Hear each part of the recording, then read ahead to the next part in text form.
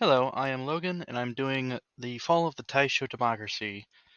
It existed from 1912 to 1932, and at the coming of the 20th century, Japan was rapidly modernizing and transforming its nation from an underdeveloped country to a Western power.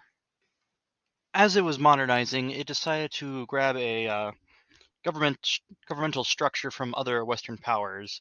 It took inspiration from the United States, and it granted its citizens freedom of religion, the right to free speech, and also the right to move anywhere throughout the country, as well as right of assembly.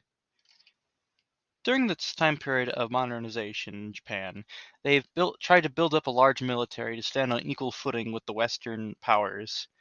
This military passed through a law called the Peace Preservation Law to deal with internal threats to the government, such as anyone who's trying to overthrow the emperor. This law allows them to arrest them without trial.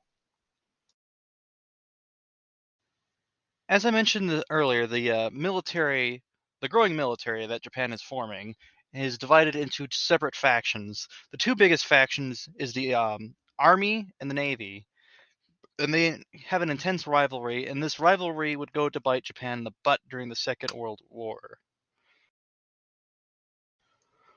On top of being divided between the army and the army also had several sub-factions within itself. The two main ones was the Imperial Way faction, the Kohaito, and the Control faction, the Dashoa faction. The Imperial Way faction would go on to launch a coup, but the Emperor called them off, and they were purged from the military by the Control faction. Big problem Japan had is the fact that they couldn't control their own military.